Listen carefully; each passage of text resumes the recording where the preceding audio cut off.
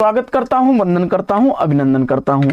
प्यारे साथियों, सुबह के 5 बज चुके हैं और जिस प्रश्नोत्तरी 50 का आप बेसब्री से करते हैं इंतजार, वह प्रश्नोत्तरी 50 लेकर के आपके बीच उपस्थित हूं। जैसा कि साथियों आपको विदित है, प्रश्नोत्तरी 50 का मुख्य उद्देश्य है आपके अध्ययन का आपको रिवीजन कराना। वन लाइनर शैली में 50 महत्वपूर्ण प्रश्नों को अति कम समय में आप करते हैं प्रतिदिन रिवाइज। तो आज की इस पाठचर्या को प्रारंभ करने से पूर्व देखेंगे प्यारा सा मॉर्निंग कोट्स। सफलता के सफर में यदि उत्साह नहीं है तो आप असफलता से असफलता की तरफ जा रहे हैं। बड़ा प्यारा सा कोट्स है साथियों। देखिए, जीवन में सफल होने के लिए आपके अंदर एक हर्ष, उल्लास और मन में उमंग होनी चाहिए। लोग कहते हैं कि आप जो है डर से नहीं कर से जीतते हैं। जिस दिन आप डरते रहेंगे कि मैं यह काम नहीं कर सकता हूं, नहीं कर सकता हूं, नहीं कर सकता हूं, तब तक आप उस काम को नहीं कर पाएंगे। जिस दिन आपने एक बार ठान लिया कि नहीं, आई कैन डू इट, मैं इसे कर सकता हूं, और जिस दिन आपका यह मनोबल आपके कर्म क्षेत्र में एक चट्टान बन करके खड़ा हो जाएगा, निश्चित है कि सफलता आपको मिलेगी। और अध्ययन आपको प्रतिदिन करना है और हर तरह के प्रश्नों का, हर तरह की पाठ्य सामग्री पर चर्चा करते रहनी है, अध्ययन करते रहना है, रिवीजन करते रहना है, क्योंकि यही आपको एक दिन आपकी सफलता का कारण बनेगा। पढ़ने के लिए सभी लोग पढ़ते हैं, एक ही स्टेप को सभी लोग फॉलो करके आए हैं। बस अंतर यह होगा कि जिस दिन आपका सफलता का पायदान निर्धारित होगा, एक आध प्रश्न कम ज्यादा होने से आप सफलता से या तो बाहर हो जाते हैं या तो अंदर हो जाते हैं। तो वहां पर आपको उस एक अंक को सुनिश्चित करने के लिए अन्य लोगों से एक कदम आगे होना होगा। बस एक कदम आगे पीछे का अंतर रहता है, और उसी एक कदम को आगे बनाने के लिए आपको नियमित अध्ययन करना होगा। तो साथियों, ज्यादा समय न लेते हुए सीधे सीधे आपको जोड़ेंगे आपकी पाठचर्या से, और पाठचर्या से जोड़ें आपको पहला प्रश्न आप तक पहुंचे। इससे पूर्व वीडियो को फटाफट लाइक और शेयर कर दीजिएगा। चैनल पर पहली बार होंगे तो चैनल को सब्सक्राइब कर लीजिएगा। आपके लाइक शेयर सब्सक्रिप्शन से हमको मिलता है पुनर्वरण ऐसी ही पाठचर्या प्रतिदिन लाने के लिए। तो बिना समय गंवाए प्रारंभ करते हैं पाठचर्या और देखते हैं आज की पाठचर्या का पहला प्रश्न। कठ गुलाब कृति का प्रकाशन वर्ष आपको बताना है। फटाफट उत्तर बताइए। मृदुला गर्ग द्वारा लिखा गया 1996 ईस्वी की प्रकाशित यह रचना है। विराटा की पद्मिनी कृति का प्रकाशन वर्ष आपको बताना है। विराटा की पद्मिनी कृति वृंदावन लाल वर्मा द्वारा लिखी गई 1929 ईस्वी की प्रकाशित रचना है। बढ़ते हैं आगे और देखते हैं अगला प्रश्न। अगला प्रश्न है कि धर्म, नैतिकता और विज्ञान काफी चर्चित, कई बार रिपीटेड प्रश्न है कि लेखक कौन है, और जवाब में आपने रामधारी सिंह दिनकर को चुन करके बिल्कुल सही जवाब दिया है। अगला प्रश्न है कि मनीषी की लोक यात्रा किसकी जीवनी है। मनीषी की लोक यात्रा किसकी जीवनी है, इसका आपको जवाब बताना है, और आपने कविराज गोपीनाथ की बताया तो बिल्कुल सही जवाब भवानी प्रसाद मिश्र द्वारा लिखी गई है। ब्रजभाषा गद्य में रचित ग्रंथ श्रृंगार रस मंडन के रचयिता कौन है। ब्रजभाषा में लिखा गया गद्य श्रृंगार रस मंडन विठलनाथ का लिखा है। अगला प्रश्न, रामविलास शर्मा द्वारा लिखा गया कृत महावीर प्रसाद द्विवेदी और हिंदी नवजागरण कृति का प्रकाशन वर्ष आपको बताना है। जवाब में आपने 1977 ईस्वी चुना तो बिल्कुल सही जवाब। अगला प्रश्न है कि बसंती हवा कविता के रचयिता कौन है। बसंती हवा कविता का रचनाकार आपने केदारनाथ अग्रवाल को चुना है तो बिल्कुल सही जवाब। अगला प्रश्न है कि रणधीर प्रेम मोहिनी नाटक के नाटककार कौन है। रणधीर प्रेम मोहिनी नाटक लाला श्रीनिवास दास द्वारा लिखा गया नाटक है, और 1878 ईस्वी इस नाटक का प्रकाशन वर्ष है। अगला प्रश्न है कि कृष्ण गीतावली के रचनाकार कौन है और इसकी भाषा क्या है। कृष्ण गीतावली तुलसीदास की लिखी गई रचना है, ब्रज भाषा की। अगला प्रश्न, जिन्होंने जीना जाना कृति के लेखक कौन है। जिन्होंने जीना जाना यह जगदीश चंद्र माथुर की रचना है। अगला प्रश्न है कि प्रेम वाटिका किसकी काव्य कृति है। प्रेम वाटिका का रचनाकार आपने रसखान को चुना तो बिल्कुल सही जवाब। 1614 ईस्वी इस कृति का रचनाकाल है।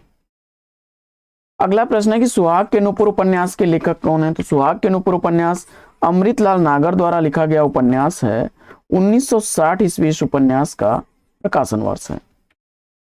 अगला प्रश्न है कि मृत्युगंध जीवनगंध उपन्यास के रचनाकार कौन है? मृत्युगंध जीवनगंध रीता शुक्ला द्वारा लिखा गया उपन्यास है। अगला प्रश्न है कि बिहारी सतसई में कुल कितने दोहे हैं? बिहारी सतसई में दोहों की संख्या 719 है।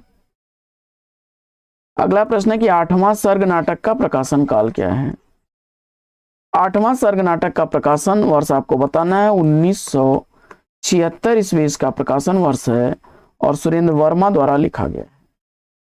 अगला प्रश्न है कि अमृतलाल नागर ने अपने किस उपन्यास में दहेज समस्या की ओर संकेत किया है? अमृतलाल नागर ने अग्निगर्भा में दहेज समस्या की ओर संकेत किया है। अगला प्रश्न है कि कुवलय माला कथा के रचनाकार कौन है? कुवलय माला कथा कृति का रचनाकार आपने उद्योतन सूरी को चुना, तो बिल्कुल सही जवाब 778 ईस्वी का रचनाकाल है। अगला प्रश्न है कि पटकथा किसकी कृति है? पटकथा कृति का रचनाकार आपने सुदामा पांडे धूमिल को चुना, बिल्कुल सही जवाब 1972 ईस्वी का प्रकाशन वर्ष है। अगला प्रश्न है कि सौदामिनी उपन्यास के उपन्यासकार कौन है? सौदामिनी उपन्यास का उपन्यासकार आपको बताना है, आपने राधा चरण गोस्वामी को बताया, बिल्कुल सही जवाब। अगला प्रश्न है कि द्विवेदी युग को जागरण सुधार काल किसने कहा है?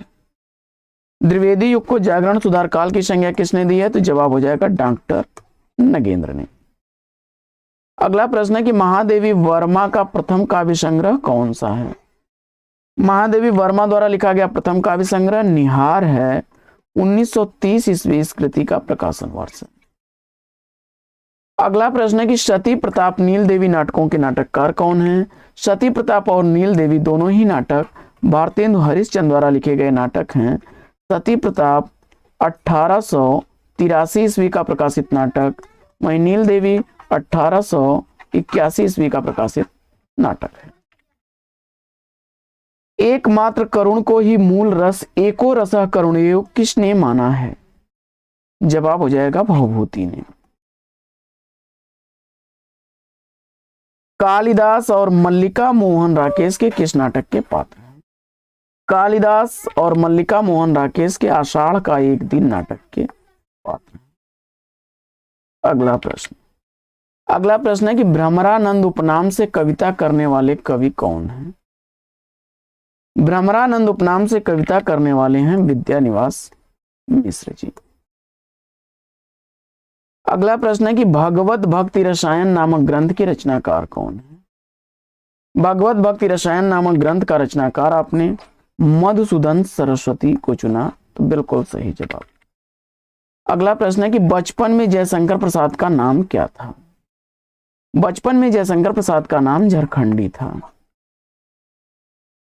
आगे नरेंद्र कोहली ने अपनी किस रचना को रामकथा को नए संदर्भ में प्रस्तुत किया? और इस प्रश्न का जवाब आपने अभ्युदय को चुना, तो बिल्कुल सही जवाब। अगला प्रश्न है कि ब्रज भाषा में प्रसाद किस उपनाम से कविताएं करते थे? ब्रज भाषा में जयशंकर प्रसाद कलाधर उपनाम से रचनाएं करते थे।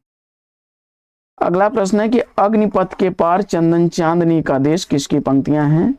जवाब हो जाएगा महादेवी वर्मा की। अगला प्रश्न है कि अशब्द अधरों का सुना भास मैं कवि हूं पाया है प्रकाश, इन पंक्तियों के रचनाकार कौन है? जवाब हो जाएगा यह निराला की पंक्ति है, सरोज स्मृति से अवतरित।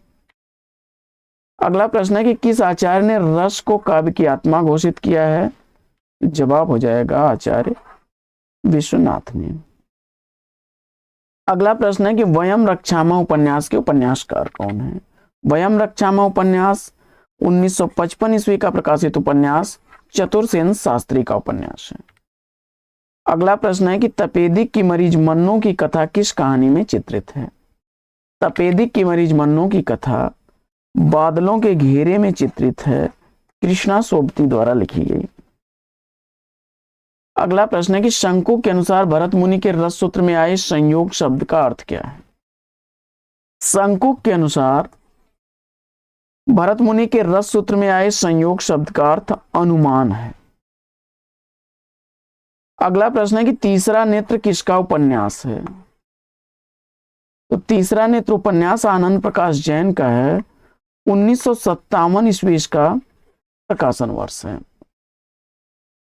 अगला प्रश्न है कि आलोचना का विषय कवि नहीं कविता है या कथन किसका है? आलोचना का विषय कवि नहीं कविता है या कथन टी.एस. इलियट का है। अगला प्रश्न है कि रसीदी टिकट आत्मकथा की लेखिका कौन है? रसीदी टिकट आत्मकथा की लेखिका अमृता प्रियतम है। 1979 ईस्वी का प्रकाशन वर्ष है। अगला प्रश्न है कि बोलने वालों की संख्या तथा भौगोलिक व्यापकता के दृष्टि से सबसे बड़ा भाषा परिवार कौन सा है? जवाब हो जाएगा भारोपी परिवार। अगला प्रश्न है कि जैनेन्द्र के विचार साक्षात्कार के संपादक कौन है?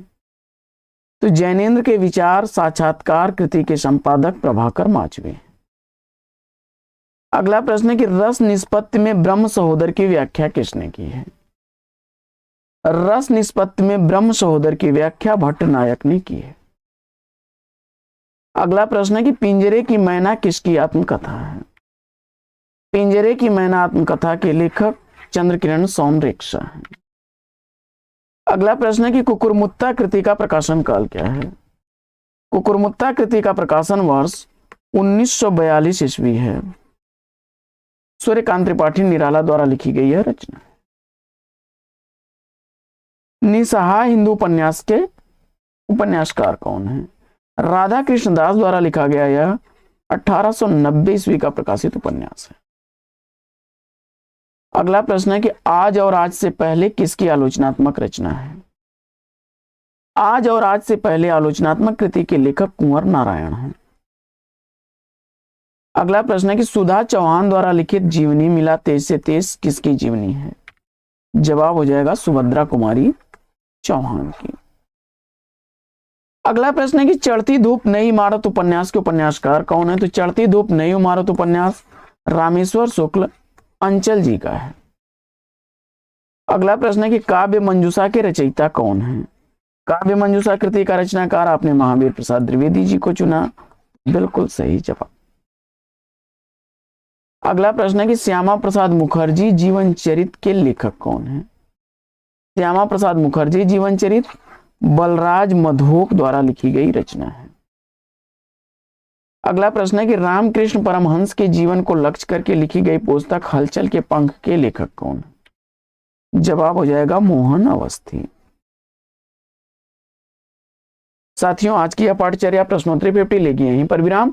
वीडियो अगर अच्छा लगा हो तो लाइक और शेयर कर दीजिएगा। चैनल पर पहली बार है तो चैनल को सब्सक्राइब कर लीजिएगा। फिर मिलते हैं आपसे अगले वीडियो में एक नए प्रश्न, एक नए टॉपिक, एक नए अंदाज में। तब तक के लिए लेंगे आपसे विदा। आपका जीवन मंगलमय हो। वेस्ट विशेष बेस्ट ऑफ लक। जय हिंद साथियों।